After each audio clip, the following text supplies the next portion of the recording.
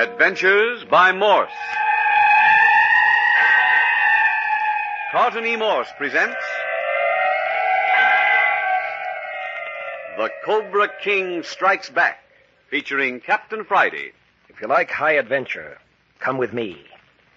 If you like the stealth of intrigue, come with me. If you like blood and thunder, come with me.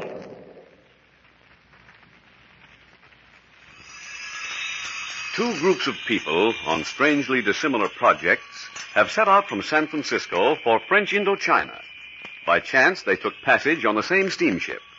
One party was headed by Dr. Howard Carter, archaeologist, scientist, explorer. Let him tell about his party. It is my object on this expedition to drive deep into Cambodia and the north-central part of French Indochina in search of a lost city, a sister city of the famous Angkor.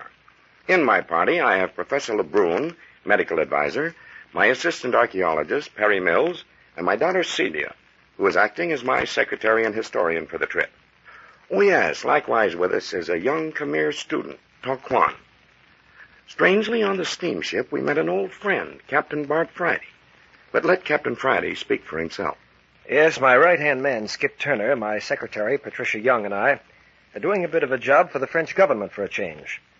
We're transferring an international prisoner, a citizen of French Indochina, from Hawaii back to Saigon, French capital of Cochin China.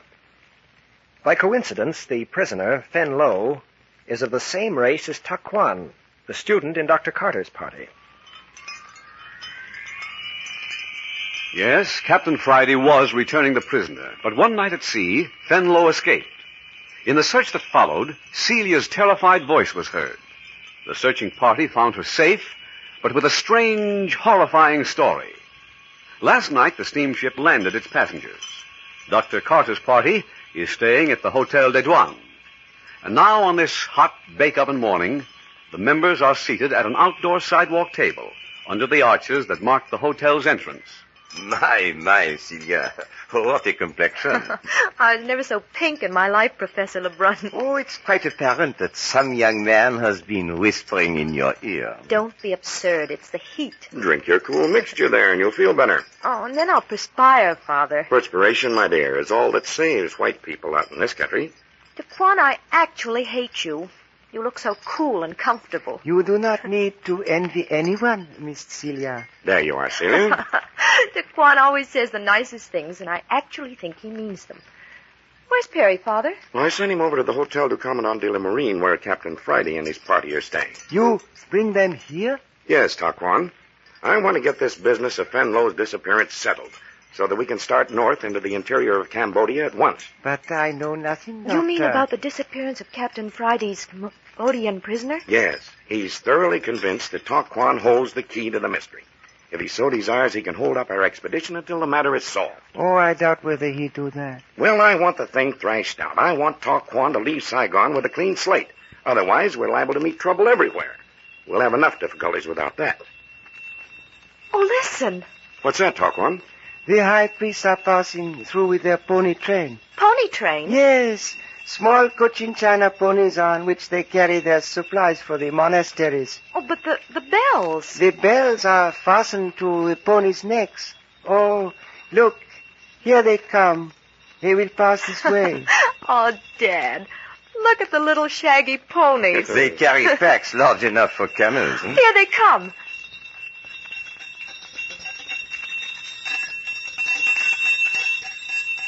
Oh, golly, they were cute. And the monks in their black habits and their faces covered, like something out of 1001 Nights. They move right along in the heat of the day. Yes, the only thing in the whole country showing any animation. Hardly a creature moving on the streets. Well, here comes Captain Friday's party. Uh-huh. Skip Turner and Patricia. Captain Friday does all right for himself in the way of secretaries. Oh, I'm crazy about her. On the later part of the voyage over, I noticed Perry Mills seemed to feel the same way. Oh?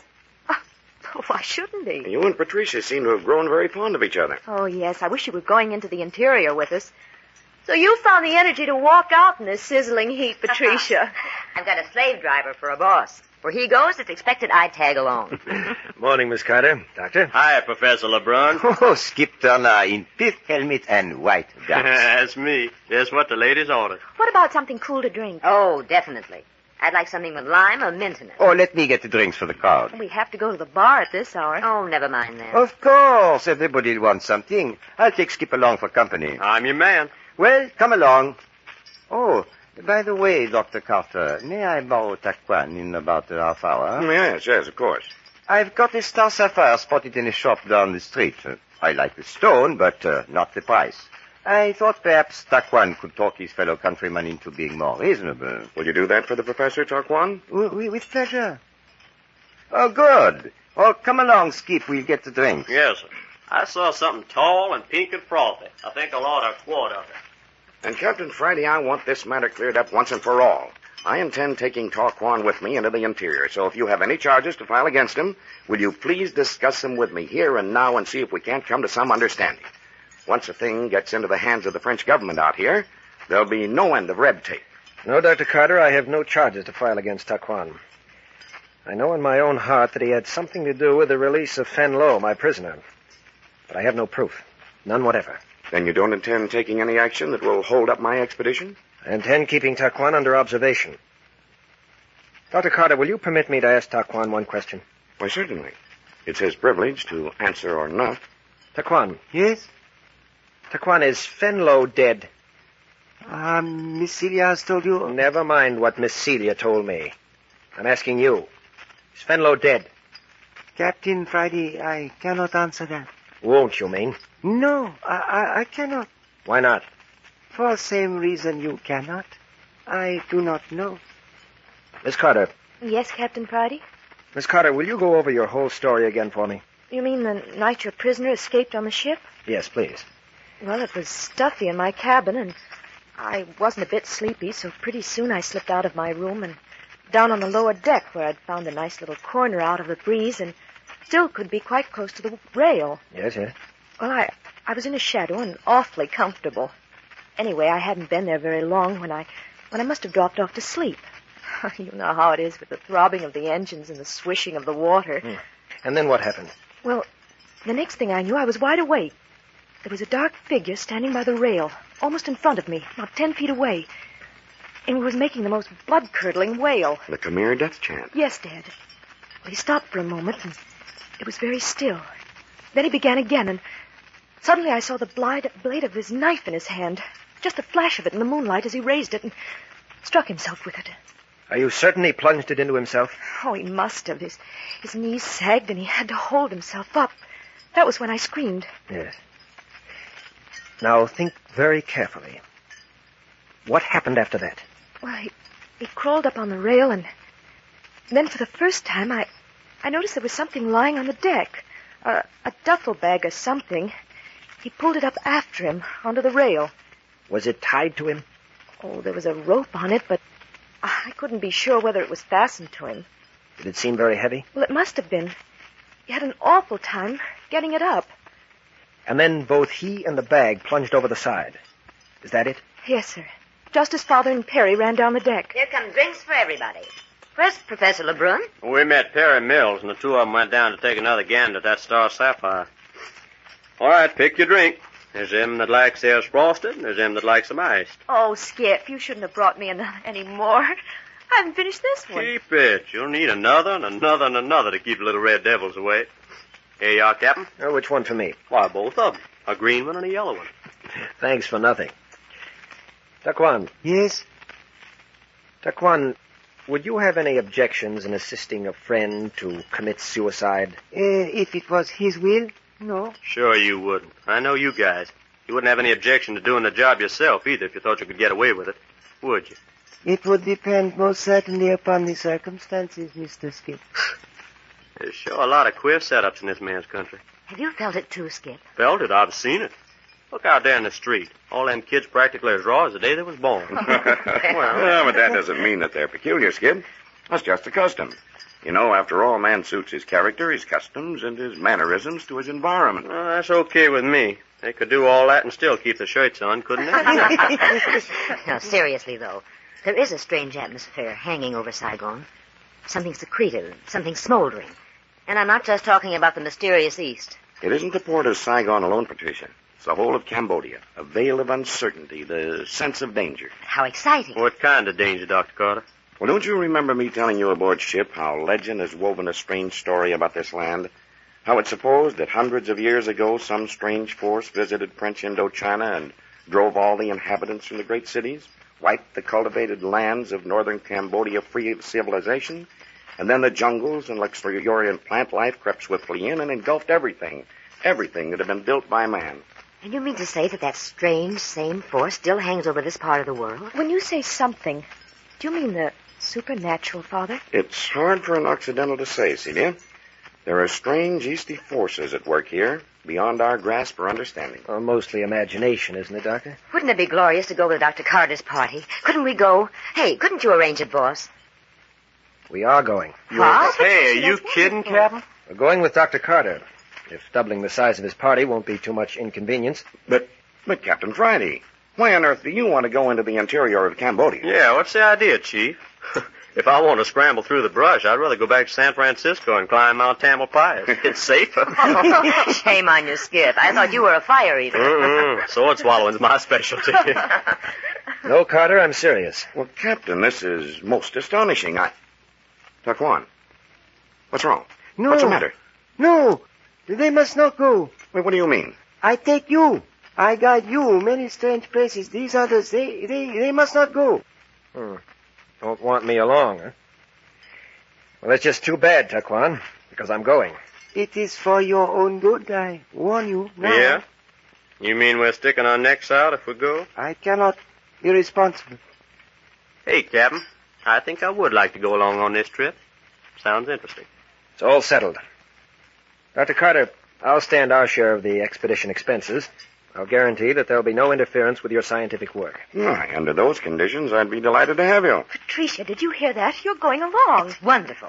Captain Friday, I'm your secretary for life. Great. Taquan, where are you going? I am to meet Professor Lebrun and Mr. Perry. But why right at this moment? Oh, they have gone to jewelry shop. It is better I should be present. You please excuse my departure? Is it all right, Captain Friday? Yes, let him go. Very well. We'll expect you back for lunch. Yes, one always return at feeding hour. You notice the way that bird looks at you?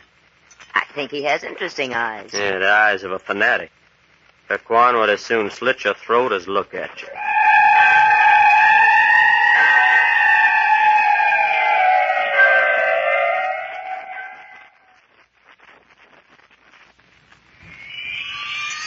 In the courtyard of the typical Saigon hotel on the coast of French Indochina sit Captain Friday, his right-hand man Skip Turner, and the famed archaeologist Dr. Howard Carter. Outside the terrace, the sun is blazing and smoldering. Within the cool shade, Captain Friday is unfolding a plot of intrigue. Dr. Carter, there's something very, very peculiar going on in Cambodia at the present time. You've seen something? Well, to begin with, the French authorities almost went down on their knees to me this morning, begging me to accompany your party. Well, that's strange. Hey, you mean we gotta be an armed guard? No. At least I don't think there's danger for your party, Dr. Carter. There's something else.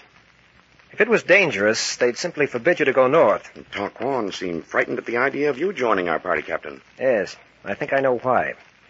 I don't believe Fenlo committed suicide on the ship. I think he's reached Cochin China and is hiding out, awaiting an opportunity to connect with Taquan again. Why do you think that, Captain? Well, if Fenlo is alive and a friend of Taquan, it would explain why Taquan wouldn't want me on the trip. Why, sure. He knows we'd nab him and turn him into the French government.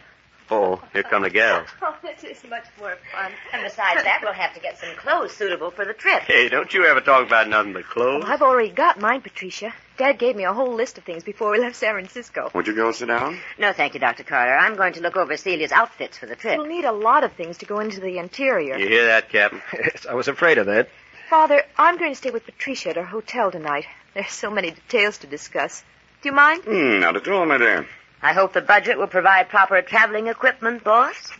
I think we'll manage. I see where this trip's going to cost you money, Captain. Goodbye. We'll see you later. Bye, folks. This is Patricia's first big adventure. Here now, Dr. Carter. You and Skip draw your chairs up. I want to talk to you. Mm-hmm. Just as I thought. Just as you thought about what? I knew you had something up your sleeve all along. Well, I have. You'd better keep it up yours, too. Dr. Carter, how important is the seven-headed cobra in the lives of the people of Cambodia? Why, it's the most sacred emblem in existence. It represents the supreme being himself to these people. Did you ever hear of the emerald seven-headed cobra coiled on a base of pure gold? The sacred cobra of Top Prom. What if it were stolen from the country? Stolen? Why, what are you talking about, man? The Top Prom cobra has been lost for centuries. Its existence is entirely legendary. But supposing its existence were known to be fact, that its whereabouts were surmised, what would that mean? Is that the truth? Are you talking facts? Now, wait a moment. Answer my question. The recovery of the Top Prom cobra would mark a new era in the history of Cambodia. It would mean that everyone with a drop of Khmer blood in his veins would migrate back to the north.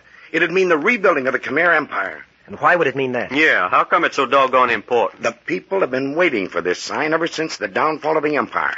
The seven-headed emerald cobra vanished just before the kingdom fell. At that time, one of the great priests prophesied the end of the empire and added that the Khmer people would be as scattered sands over the earth until the cobra reappeared. So the return of the Cobra King would be the fulfillment of an ancient prophecy. Well, come, what is it all about? Answer me, Captain. I tell you, if there's any truth in your words, we are about to witness one of the strangest transformations in a country that has ever taken place. Is it true? The French authorities are fearfully wrought up. I'm afraid it's true. Afraid? Afraid? Why, man, I'd give my life to see this thing happen.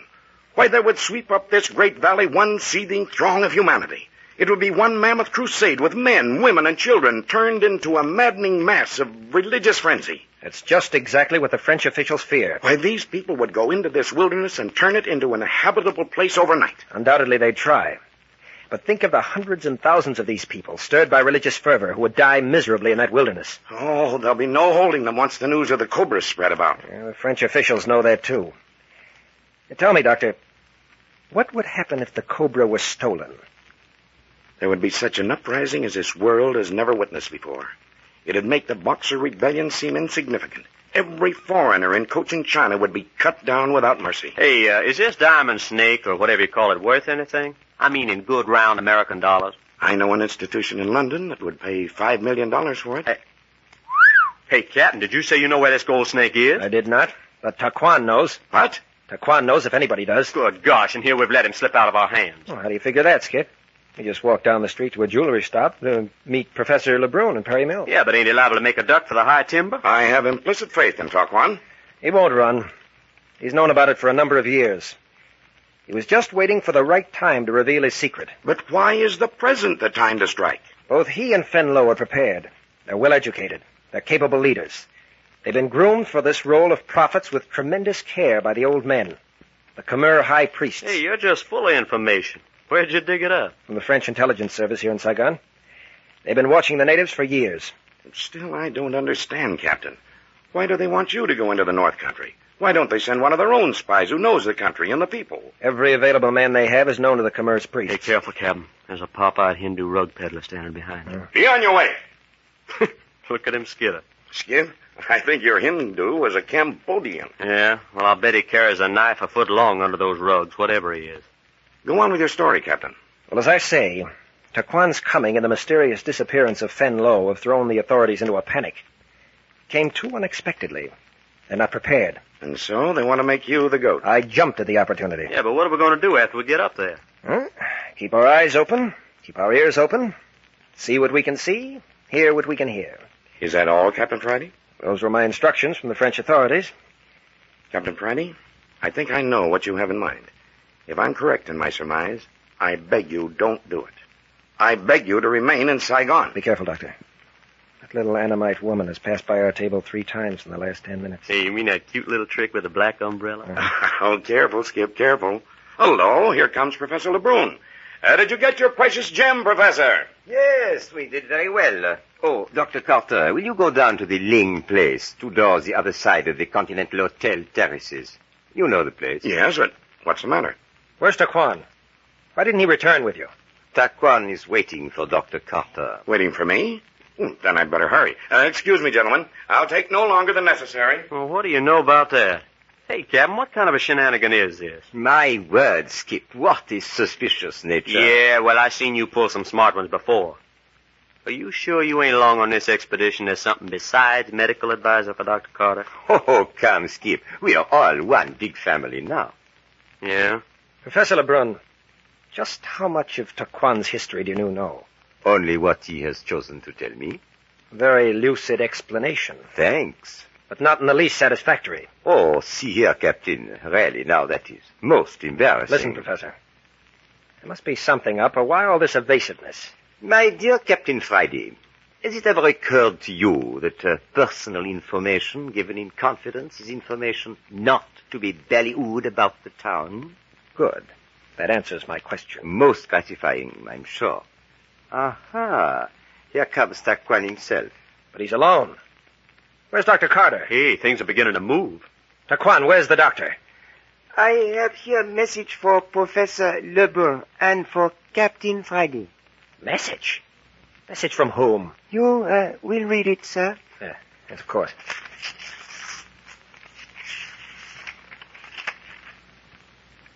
Taquan, what does this mean? I know not what is in message. Lebrun, do you know anything about this? Not having seen it. Well, read it. Well. It looks like Dr. Carter's in an harem. Hey, what's the matter? What are you talking about? The message is from Dr. Carter. He says he's leaving immediately from Angkor Wat. The party is to follow at once in charge of Captain Friday and myself. Gone. Dr. Carter's gone? Why? My dear sir, I haven't the slightest idea. Taquan, who'd he go with? The Captain Friday was quite right. Fenlo is not dead.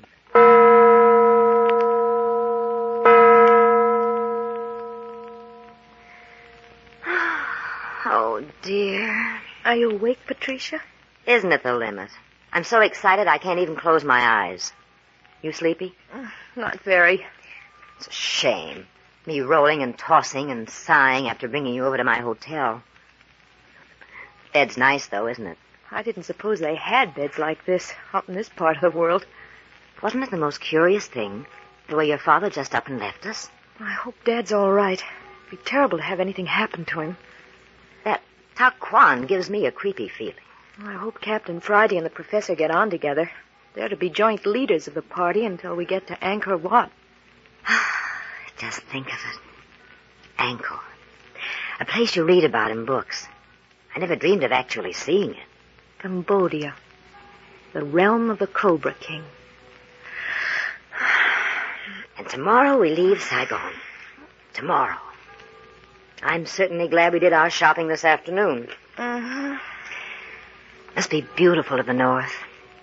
Your father was telling us. Red and purple flowers, poinsettias, rhododendrons, orange and yellow lilies, cane and coconut and bananas and bamboo, and rice and cactus and creepers.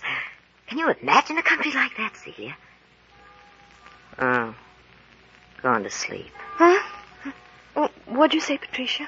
Go on to sleep, Celia. I was just daydreaming. Oh, I'm sorry. Listen. Huh? I left the window open. Did you hear anything? What are you talking about? Didn't you hear a noise at the window? Of course not. You're all nerves tonight, Patricia. It isn't nerves. I heard something. Well, what did it sound like? I don't know. Listen.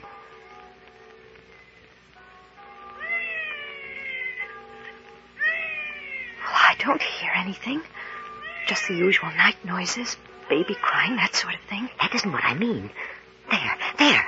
What was it like? Kinda, I don't know. Like the wind or rustling of paper or something. Well, we're only one story off the street. We're liable to hear almost anything. Keep quiet. Listen. There. Patricia. Sounds like steam escaping. Hush, Patricia. Patricia, do you know what that is? No. Patricia, there's a cobra in this room.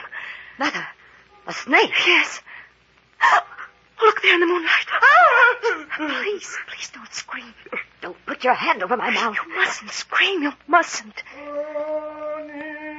Oh, what's that? Look. Watch the cobra. It's raising its body. Oh.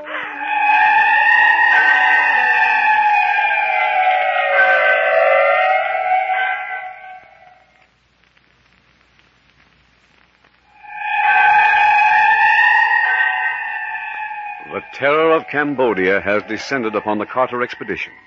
The Cobra, emblem of the ancient Khmer civilization, has raised its head in defiance against this party of invading Americans.